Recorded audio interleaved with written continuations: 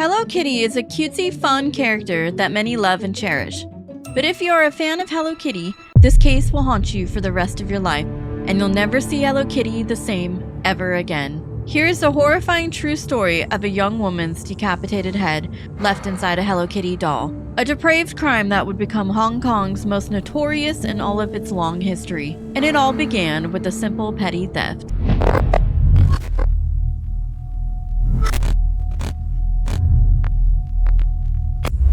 It all started in May of 1999 when a very young, distressed 14-year-old girl found her way to a police station to share her frightening experience of being haunted by a dead woman's ghost. For several weeks, she was having alarming nightmares of a woman bound with electrical wire hanging from the ceiling.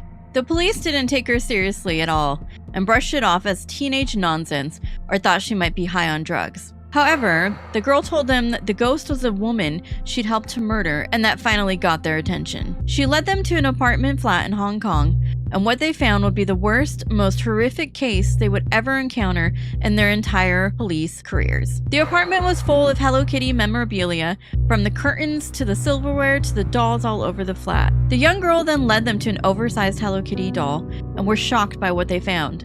A human skull sewn inside the head of a Hello Kitty doll. One investigator even said he couldn't believe such a cruel case in his 21 years on the police force. A tragic life.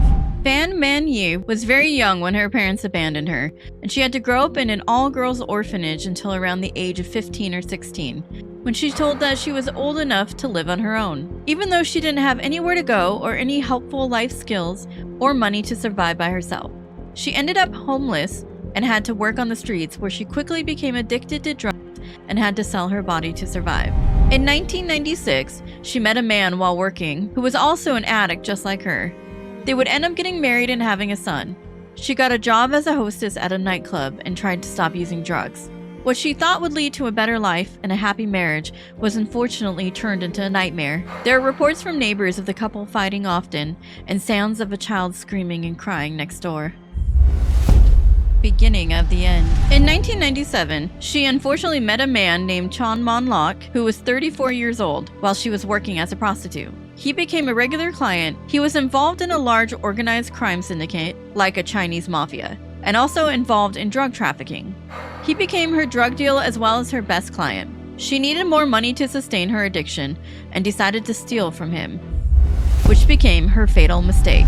She took about 4,000 Hong Kong dollars, which is about the equivalent of $500 US. But he found out pretty quickly and demanded that she pay him back, plus interest, for what she had done. This is what led to his plan and get revenge on her for betraying him. He had two of his close friends and colleagues join him, and together they took her captive and went to an apartment they owned. An old, dingy place that was falling apart, but was full of Hello Kitty memorabilia. And this is where things get really horrifying. They tied her up, raped her, beat her, and spent over a month torturing her. Him and his friends would gag her with dirty rags, beat her with different items like bats or metal bars or kitchen utensils, burned her with melted plastic on the bottom of her feet so she couldn't walk or leave, and left her in pain. Then they would go get food and play video games and do drugs like nothing even happened. They also created a small brothel and used her for services to make money off of her, to pay Chan back for the interest she owed him. The young girl, who was only about 13 at this time, would also join in on the torture and later on told the police that it was for fun. But remember that she was very young and being groomed by these evil men, and she was a victim herself. After weeks of torture, Fan Man Yi couldn't stand or move and was so beaten that she became useless to the men since she couldn't be used anymore for her services. They began to get bored of her, so they decided to suspend her in the air with electrical tape and hung her by the ceiling fan and use her as a punching bag. They would leave her there for hours, even overnight. In April of 1999, they decided to leave her in the bathtub while they went out to get food.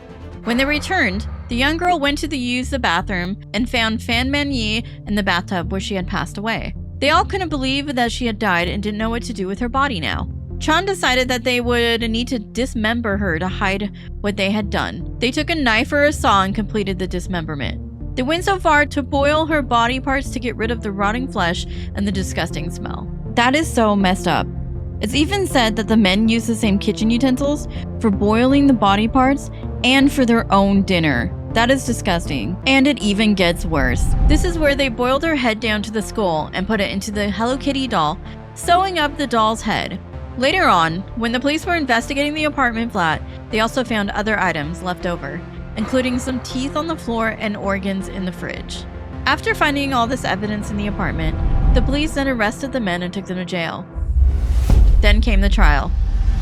The young girl, who is 14 years old now, testified against the 3 men and told all the gruesome details she could. But the defense had a different story to tell. They argued that Fan Man Yi was a meth addict and had overdosed on drugs by herself, and that the 3 men had then panicked and needed to hide her body, which is why the police found her in pieces. Due to the state of Fan Man Yi's remaining body parts, the police and medical examiners weren't even able to determine a cause of death.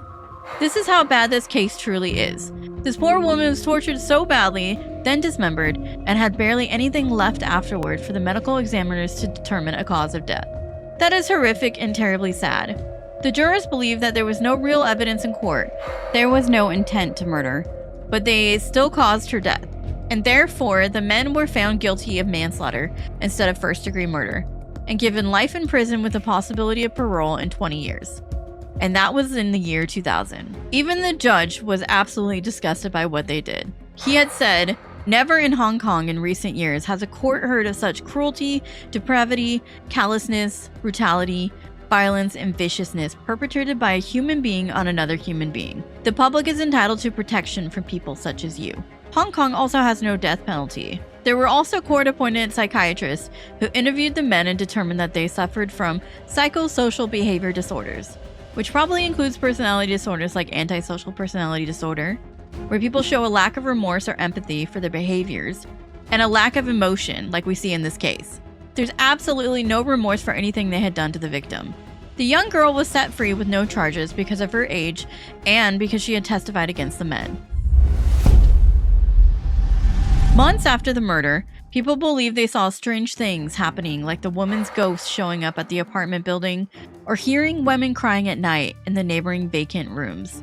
No one wanted to live there anymore, so over time people began to move out, and eventually the building remained empty. In 2012, they finally decided to demolish the building completely. Years later, a hotel and restaurant were built at the same spot. This is one of the most horrific and heinous crimes in Hong Kong history, where an innocent young woman was kidnapped, tortured, and murdered, really for no reason except to fuel the disturbing desires of psychopaths who found enjoyment in their evil acts. ABC News describes it as most brutal killings in this territory. May she rest forever in peace, and may her family find healing in the sad aftermath of this case. Thank you all for watching this true crime story, and please let me know if there are any other cases you're interested in investigating. This is Nostromo signing off until the next case finds us.